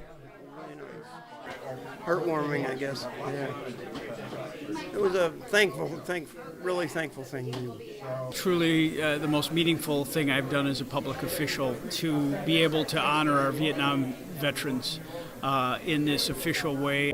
For many of the veterans attending, the celebration gave them a chance to be thankful, but for others, a chance to reflect on loved ones lost during the war. I have deep sympathy because one of my neighbors that got killed over there when I was in the service, Eddie Hanshaw. Eddie was close to Roy growing up, playing sports together with Eddie's dad as coach. Roy reflected on losing a close friend during trying times.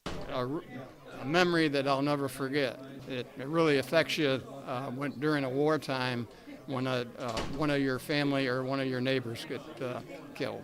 As veterans from around the Southern Tier still with us receive their pins, those lost in war are never forgotten. Dante Brown, Big Fox News, Hornet. All right. Thank you, Dante. I wanted to pass that along to you. Okay, let's get to viewer comments. And that's Dante Brown, one of our MMJ multimedia journalists with Big Fox News at 10. Comments from viewers. Help me understand how anyone can vote for a Democrat knowing that any replacement will forge ahead with the same goal. And it's clear that their plan is to continue to destroy America. Another comment from a viewer. I'm thinking the only way the Bidens will give up the White House is possibly a physical health issue. I'm thinking Joe Biden is fighting going into the nursing home. Another comment from a different viewer. The Dems are masters at getting everyone to look over there while they are hiding something more important elsewhere. The question isn't, will Biden stay or step down? The real question is, who is the person that will tell Biden to push the button at 3 a.m? Well, that's the interesting point. You think about that will he be able to take the phone call at 3 a.m? That was the question about Obama. Would he be ready for it? And that's always been kind of a common question in politics. And yet one of the excuses they're making about Biden is he's great between the hours of 10 a.m. and 4 p.m. I'm not sure who came up with that talking point. Michael Goodwin from the New York Post has a really good piece that I can't get to because we've got to take a short break. But we're going to talk about that. We're also got a few things from the New York Post. Also, here's something. I have 1 minute. I can bring this up. Hunter Biden has been joining with the White House meetings. There's this lack of trust. They don't believe that Biden's advisors have been doing an effective job. I don't know how you blame them. But Hunter Biden has joined meetings with the president and close staff this week. Hunter Biden has joined the president in meetings with top aides, closely advising his father and popping into meetings and phone calls with the president. Does that give you, the American people, the boost of confidence that one of your senior advisors at this point is Hunter Biden? I'm not making light of any kind of addiction issue. I'm saying the pictures we saw on the laptop, what we heard in that trial, is that someone that should be your closest confidant? The White House sources told NBC News that the president's son's sudden presence at meetings has caused confusion for some White House staff, with the reaction being, pardon my language, what the hell is happening? The report noted that while it's not unusual for Hunter Biden to be around the White House for events, his participation in meetings with top aides is not a common occurrence. Fresh off a conviction last month in a federal court in Delaware over gun charges, Hunter Biden remains under indictment for tax-related felonies. Like the cases in Delaware, the president's son has pleaded not guilty to those charges. Mike Howell said it's just pure and simple massive interest in his dad staying president so he can pardon not only Hunter, but Joe and the rest of the family for the crimes they committed, and probably Merrick Garland too for his role in the cover-up. Meanwhile, White House spokesman Andrew Bates downplayed concerns over Hunter Biden's sudden appearance, telling NBC News that the president's son came back with the president from their family weekend at Camp David and went with the president straight into speech prep. All right, there we go. Interesting. Hunter Biden, new top advisor to the president. We got to take a break. Stay with us. This is Frankly Speaking here on WYDC TV, Big Fox. If you're looking for new tires, do you choose a chain that's owned by a corporation and only cares about their profit margins? A place who hasn't been in business very long? Or a locally owned tire store who's been around for over 5 decades? The choice is pretty obvious, right? Parmeter Automotive has been in business for over 50 years. You don't make it that long unless you take great care of your customers. Stop into Parmeter Automotive today and see why they've become a staple in our community. With 7 convenient locations, there's a Parmeter Automotive near you. Is it most important?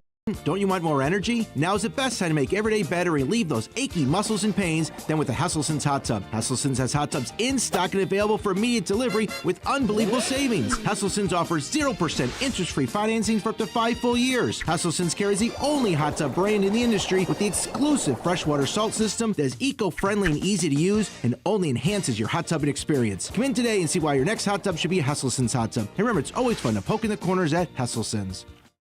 What do you do when your tire goes flat and there's no air anywhere? You reach for Bullseye Pro, the smarter, faster, hands-free way to fill it up with air. Bullseye Pro is equipped with a rechargeable lithium-ion power plant. So fast and so convenient. It's like the power of an air compressor in the palm of your hand. Look, you can inflate all 4 tires on a single charge. It has a built-in smart pressure digital sensor that gauges and automatically stops when the set tire pressure is reached. Easily inflate pool toys, exercise balls, and more. Call or go online now and get the complete Bullseye Pro inflation system for the factory direct price of just $79.99. Plus, we'll ship your entire order free, and we'll give you a 50% discount on a second one. Order now. To order, call 1-800-977-4997. That's 1-800-977-4997, or go to getbullseyepro.com.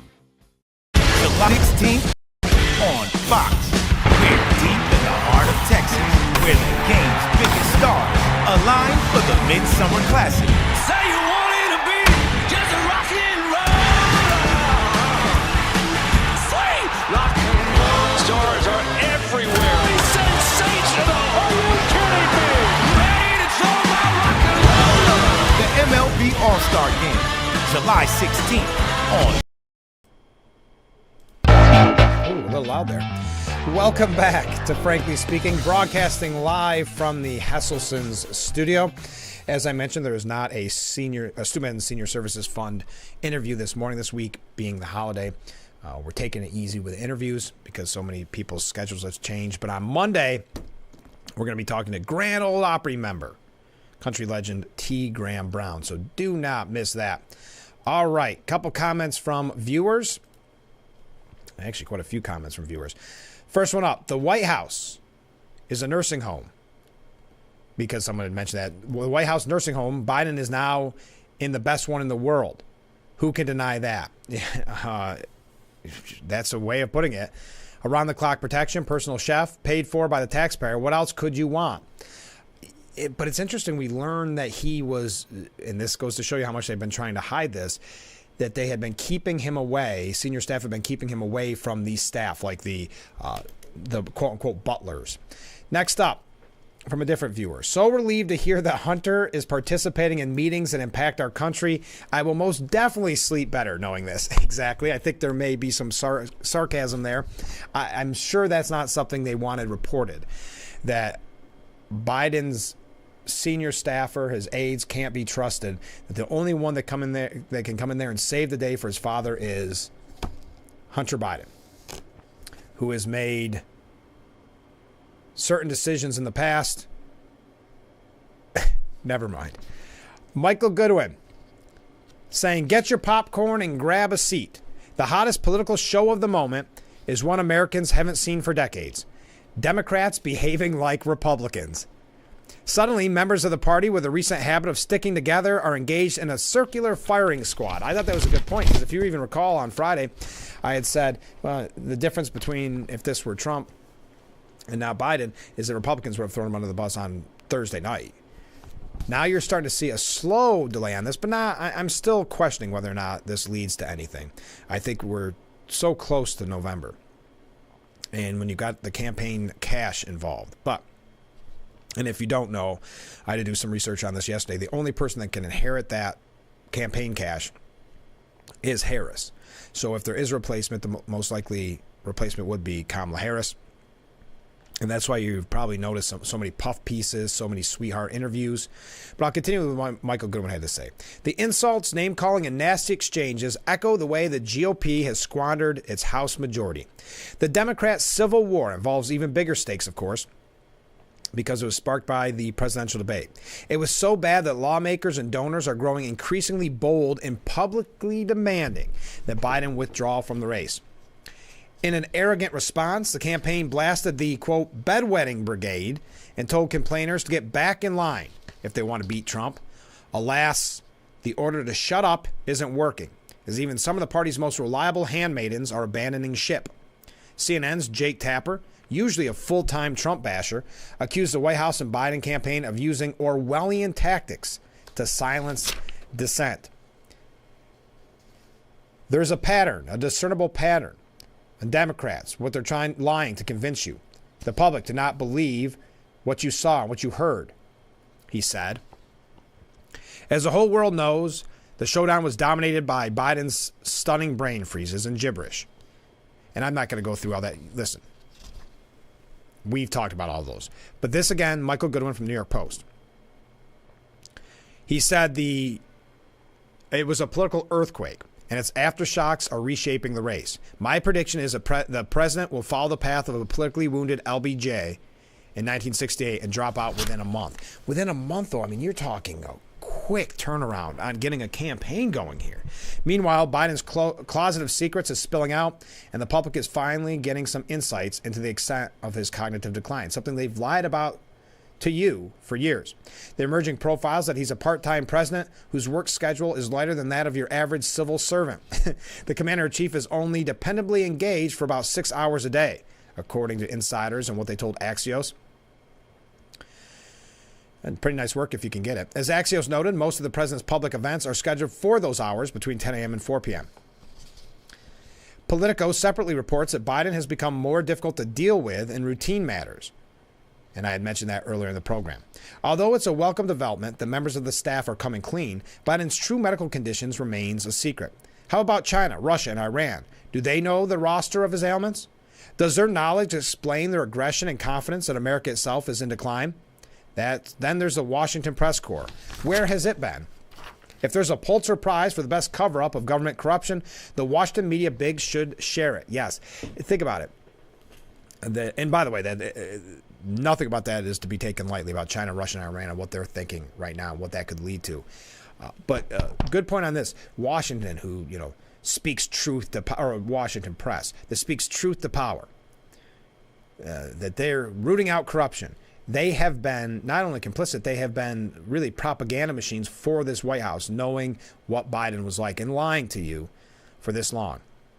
They have meekly surrendered to the fact that Biden has done far fewer news conferences and interviews than recent presidents. A little curiosity about why and some digging might have revealed what we're now learning about his condition. But that would have benefited Trump. So the curiosity and shovels stayed in the closet. Yeah, it does not matter to them what this means for our country, that Biden is in this cognitive decline. It did not matter what Russia, China, Iran would see from this president and what they could do and get away with because of this president's mental decline. They did not care, because at the end of the day, it's all about their hatred of Trump and getting Trump out there, getting Trump out of the race, losing the race. The media became a megaphone for White House disinformation. When the ever-hapless press secretary recently declared the videos cheap fakes, many outlets instantly repeated her lie as a fact. That makes the press corps the real lying, dog-faced pony soldiers Biden once strangely referenced. Keeping him hidden was key to preserving the illusion that he is good to go for a second term, according to Carl Bernstein.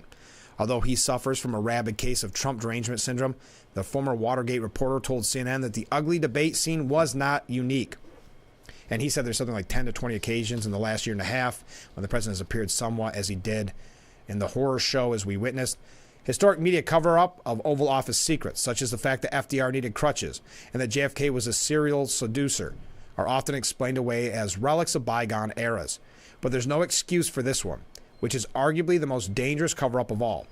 Correction, there is one excuse, and that excuse, Trump. The truth could make him president again, so it had to be hidden. Falling public trust in the media has merit, and it's not just falling, it's plummeting. This is the reason, one of the many reasons, why the media is not trusted. Biden himself, in a mark of desperation, revealed another secret Monday, wearing way too much bronze makeup to compensate for what he looked like at the debate. He denounced the Supreme Court's ruling on presidential immunity. His demand, which he read off a teleprompter, could have been aimed at the Washington, D.C. judge handling the case. Chutkan was nominated to the bench when Biden was vice president under Obama and is tilted toward prosecutors in the case so far. Still, Biden's comments are a reminder that he was no bystander in that case or any of the others brought against Trump by Democrat prosecutors. Yeah, they never thought they'd have to get to this point. They thought the lawfare would bring down Trump. Even the delay in the planned sentencing of Trump in the Manhattan show trial raises the chances that case will be overturned on appeal. The significance of these developments cannot be overstated. The Dems claim that Trump is a threat to democracy. That was always a fig leaf to hide that they were the ones playing by banana republic rules. And now the sordid conspiracy appears to be unraveling. Good riddance to it, and hopefully to the president who authorized it. That's Michael Goodwin. We've got a lot more coming up. Stay with us. We'll be right back with Frankly Speaking here on WYDC TV. Big Fox.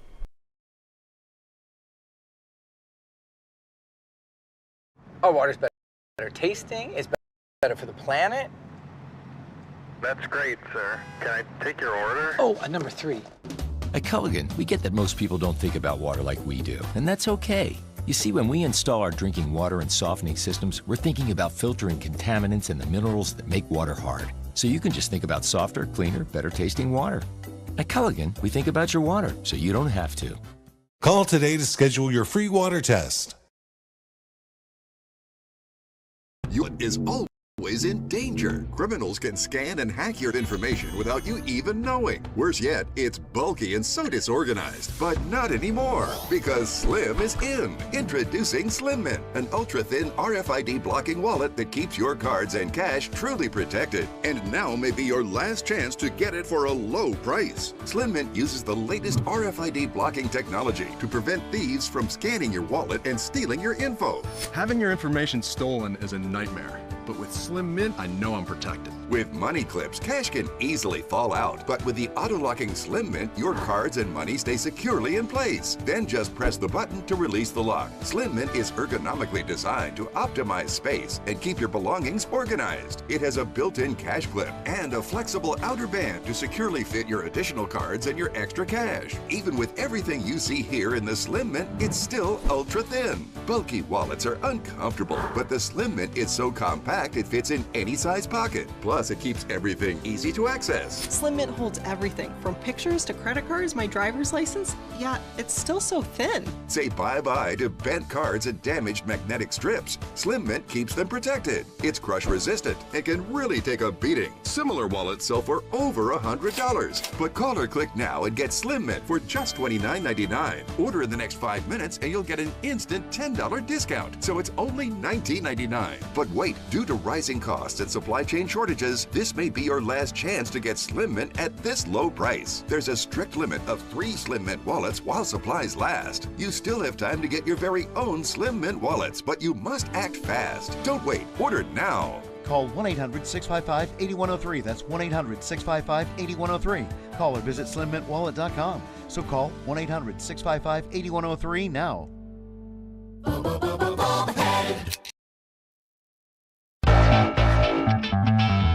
Welcome back to Frankly Speaking here on WYDC TV. Big Fox, I'm your host, Frank Aiken, broadcasting live from the Hesselson studio here on Marcus Street in Corning. Comments from viewers. Hunter Biden is a criminal. His gun charge is a federal offense. He shouldn't even be allowed in any meeting in the White House with his father. Thank you. Next comment, Frank. The only reason there is now a Democrat circular firing squad is that the Dems have now given everyone permission to distance themselves from the issue to protect their seats. We have to remember that Democrats aren't feckless or stupid. They develop a plan and work the plan. Thank you, Ken. The New York Post editorial board suggests that there's no way to restore the illusion that Biden is fit for the presidency. Yeah, that's the biggest problem, especially now when you have, not the biggest problem, but a problem that Democrats have now, because they know he can't really come back from this. So, and especially now that you have media turning on him, you have many Democrats turning on him, how could he come back from this? So someone has to be working behind the scenes, maybe numerous people, to tell him, look, there's no way you're coming back from that performance. Now, never underestimate the size of Joe Biden's ego. Biden's growing limitations were becoming apparent long before his meltdown in last week's debate. Politico also reports. No kidding. Thank you for finally joining the club. Why were you not reporting on this? And no one has done more to keep the president isolated and shielded from tough conversations than First Lady Jill Biden, who publicly scoffs at concerns over her husband's competency. The president may still be technically in charge, but he's only selectively fed information. He's not running the country. Indeed, the staff has been treating him exactly like the dementia patient they publicly deny he is. And now, recovering addict, retired influence peddler Hunter Biden is sitting in on presidential meetings. Legendary newsman Carl Bernstein reports that people who loved and supported Biden have been pouring out of the woodwork to raise the alarm, claiming there have been 15 to 20 occasions in the last year and a half when the president has appeared somewhat as he did during the debate. The White House can't make this go away by trotting the president out for 4 minutes of reading a teleprompter or going to George Stephanopoulos' show and not going live, remind you, pre-taping an interview. Tuesday also brought 2 House Democrats declaring he needs to go. When the Post and others pointed out these problems, the White House attacked them, calling it cheap fakes. Did the press outlets now breaking the grim news, even the New York Times is getting in on it, know the truth and keep silent, or just miss the obvious? Either way, the lie has finally crumbled, and all the president's spinners and stagecrafters can't put Humpty Dumpty back together again. Most voters think the Democrats have a better chance of keeping the White House if Biden isn't the nominee, according to CNN. In a matchup between Trump and Biden, Trump is beating Biden by 6 points. There are some signs in the poll that each candidate has consolidated support among their own partisans in recent months. Okay, enough on polls. Now, Julian Zelzer says, before Democrats think about replacing Biden, they should remember 1968. It's always interesting to go back through the history, that the media always wants to bring that up. The willingness to take this step may also be greater given that Democrats feel Trump, a convicted felon and accused insurrectionist, poses an existential threat to democracy that is far greater than Nixon. Even with the negative lessons of what happened after Johnson stepped out, Democrats might be very determined to make this historic decision. But as Democrats move through this crossroad, they would do well to consider the potential limitations of this risky decision. And they always got to get in there. Threat to democracy. Doing the work for the Bidens right up till the end. Now, the most likeliest replacement, and I would love to hear your opinion on this, would be Kamala Harris. If the president ends his re-election bid, his vice president would be the clear front runner to lead the Democrat ticket, despite her own political weaknesses. And there are a lot there. You've seen her speeches, the word salads, which I hate to use that term. I just don't know a better way to describe it. So that's being reported by Washington Post or Wall Street Journal, but so many others. The election wouldn't be decided by one night in June, she told voters in Vegas. In a real leader, character matters more than style. Trump does not have the character to be president. Clyburn, James Clyburn, another major name, who really ultimately helped Joe win the primary back in 2020 that led to his White House time at the White House. He said, Congressman, he was asked, Congressman, how would you feel if there's a decision for him to step down? If he decides that he has to decide that, or if the party pressures him to do that, how would you feel if they worked around and tried to go around Kamala Harris because of her lack of high poll numbers? So the idea is, just to paraphrase it, because Andrea Mitchell getting a little wordy there, what she's saying is, how would you feel? Because we've heard from some of Harris's supporters that they're really outraged and offended that she's not even being considered. Other names are being thrown around. So she's saying, what happens if it's not Kamala Harris? Clyburn said, I will support her if he were to step aside, but I'm going to support her going forward sometime in the future. I want this ticket to continue to be Biden-Harris. Then we will see what happens after the next election. No, this should not in any way do anything to work around Harris. We should do everything we can to bolster her, whether it's in second place or in the top of the ticket. We're going to talk more about Harris in a little bit. I see some other comments coming in. Stay with us. We'll be right back with Frankly Speaking here on WYDC TV, Big Fox.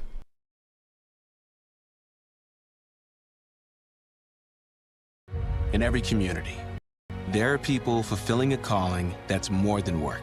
They're direct support professionals. They're the champions who empower people to achieve their full potential. It's not just a job. It's about making a real difference. Join us in a career where your impact means you help someone grow and learn. Where you're not just going to work. You're becoming a part of someone's world. Become a direct support professional. And build a career with meaning. It's more than work. It's your calling. What's up, guys? What I'm about to show you is going to change the way you shave your head forever. You can shave your head in 90 seconds or less. With no cuts or nicks. It's 100% waterproof. It even works in the shower. Introducing Remington's Balder Boss. With increased flex and 5 dual-track floating head design, get over 60% more head coverage for a faster, closer shave and skin-close results. No nicks, no scrapes. Fit in the palm of my hand, and the results were amazing. Shave in the shower or with any foam or gel with Japanese-grade steel blades plow through the thickest of hair. Anytime, anywhere. There's even a pop-up trimmer to complete your perfect groom. Now, you can try the Remington Balder Boss in your home for 30 days for just $14.99. Complete with a 5-year limited warranty and 100% satisfaction guarantee. You can also get our ear, nose, and brow trimmer free. Just pay separate processing and handling. Give it a try. You won't be disappointed. Order your Balder Boss.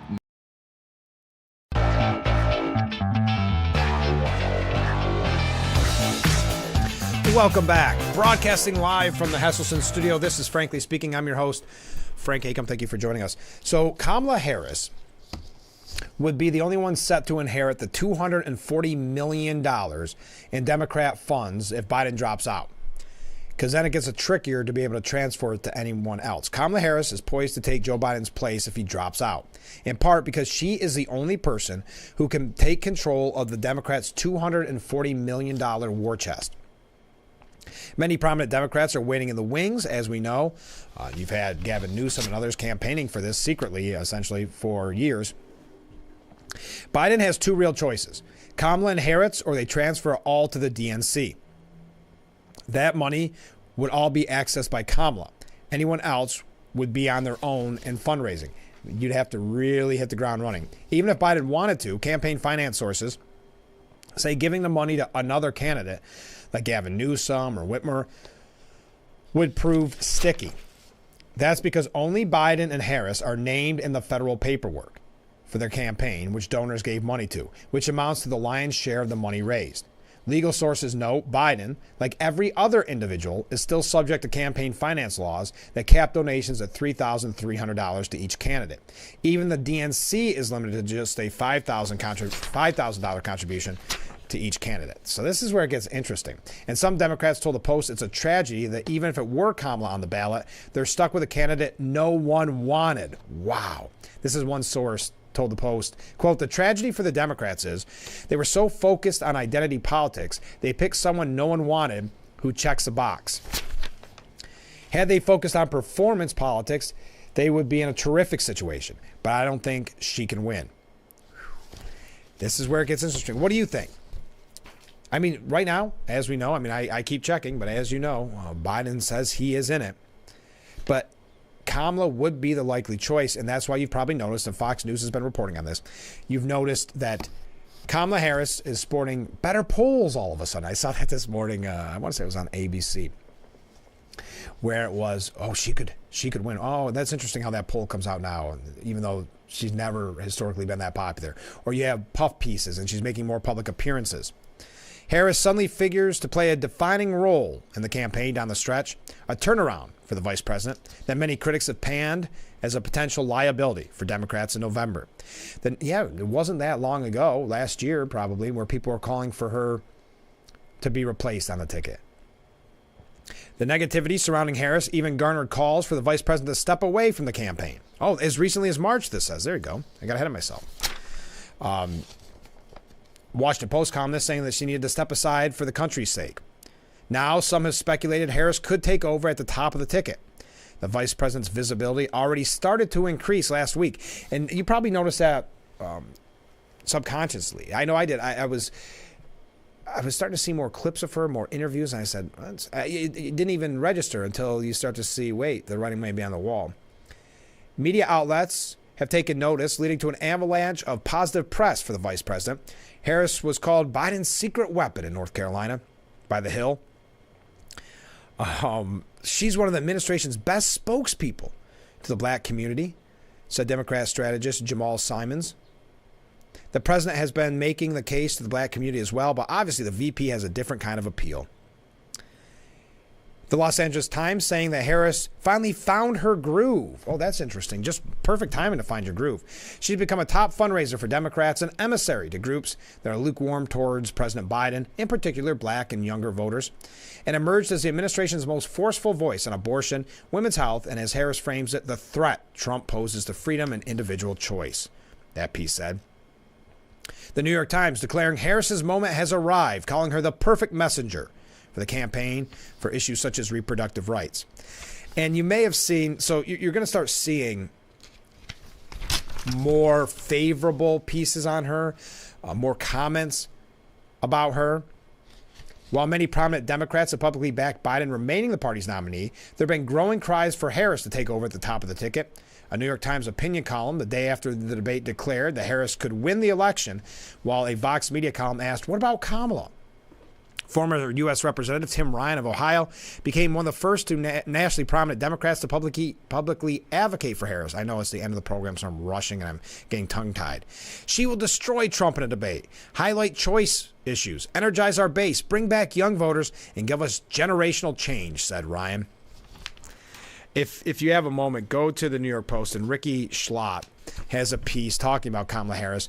Desperately youthful pandering is too cringeworthy to be president. And they go through these, it is pandering. One is actually an interview with, I think, an influencer on a podcast, but it was actually paid for. It's basically an ad. They had to admit that it's paid for by the Biden-Harris campaign.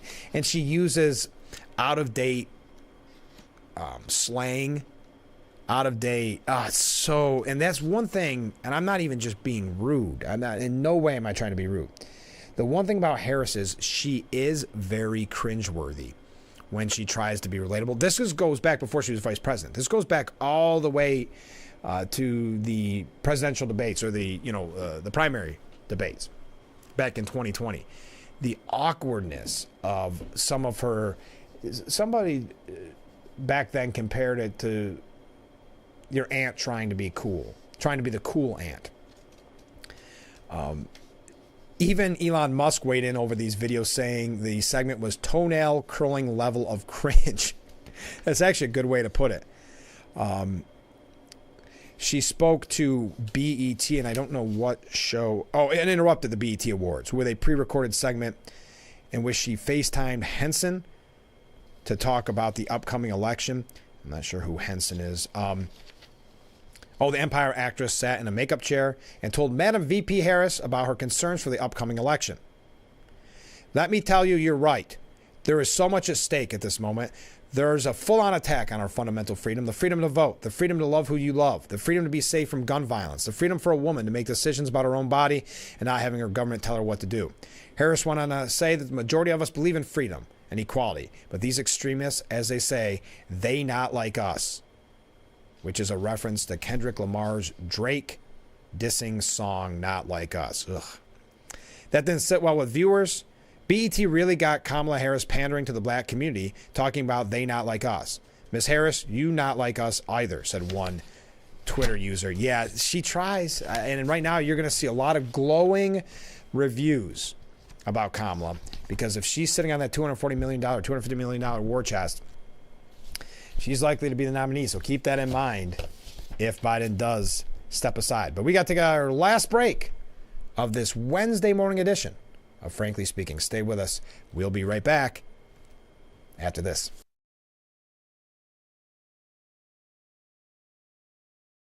In every community, there are people fulfilling a calling that's more than work. They're direct support professionals. They're the champions who empower people to achieve their full potential. It's not just a job. It's about making a real difference. Join us in a career where your impact means you help someone grow and learn. Where you're not just going to work. You're becoming a part of someone's world. Become a direct support professional and build a career with meaning. It's more than work. It's your calling. What's up, guys? What I'm about to show you is going to change the way you shave your head forever. You can shave your head in 90 seconds or less with no cuts or nicks. It's 100% waterproof. It even works in the shower. Introducing Remington's Balder Boss. With increased flex and 5 dual-track floating head design, get over 60% more head coverage for a faster, closer shave and skin-close results. No nicks, no scrapes. Fit in the palm of my hand, and the results were amazing. Shave in the shower or with any foam or gel, with Japanese-grade steel blades plow through the thickest of hair. Anytime, anywhere. There's even a pop-up trimmer to complete your perfect groove. Now, you can try the Remington Balder Boss in your home for 30 days for just $14.99. Complete with a 5-year limited warranty and 100% satisfaction guarantee. You can also get our ear, nose, and brow trimmer free. Just pay separate processing and handling. Give it a try. You won't be disappointed. Order your Balder Boss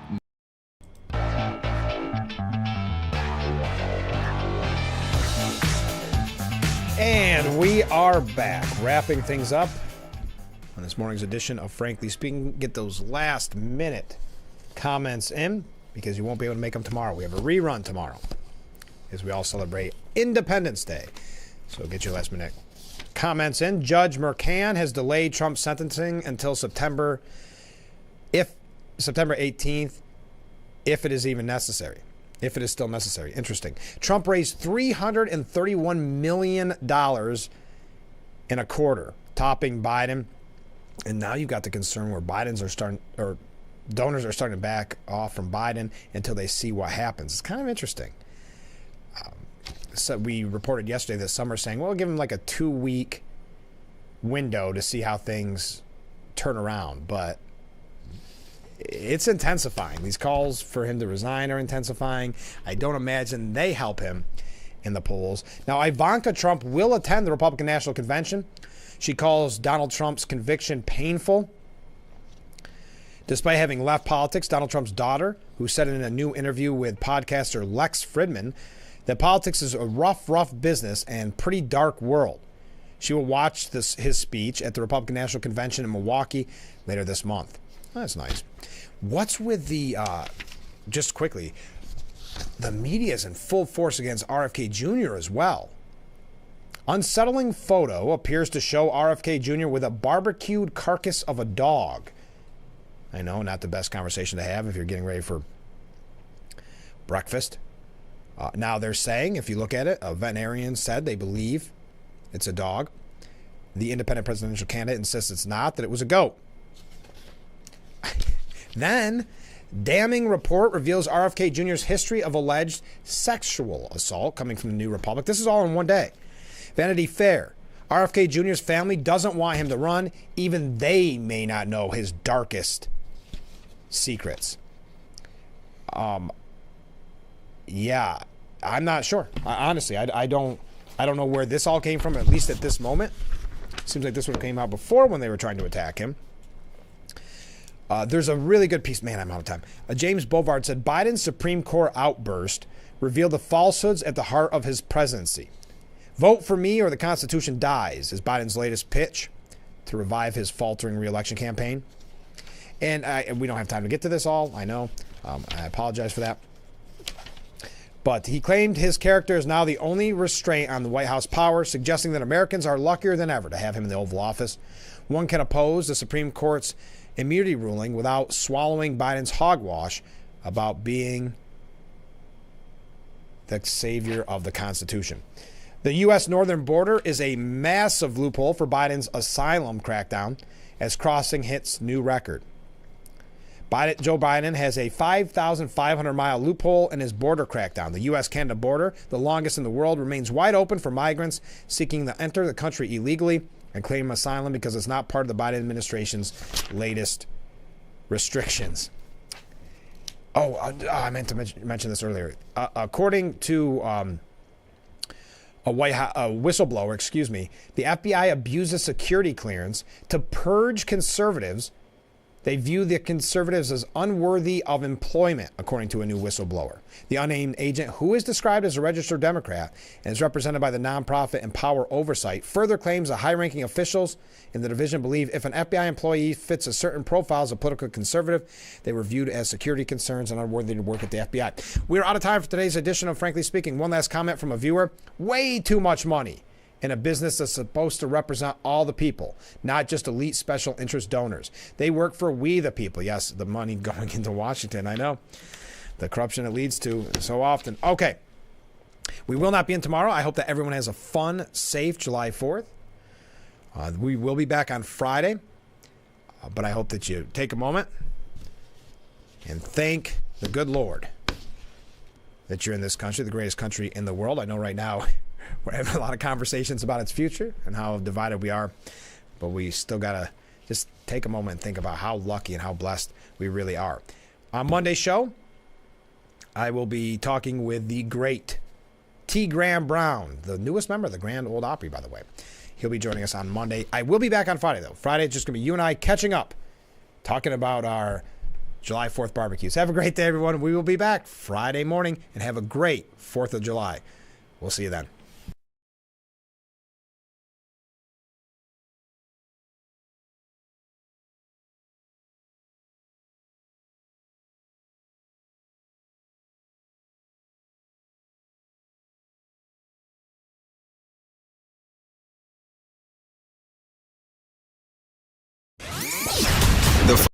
Sports app isn't just any sports app. It's your sports app.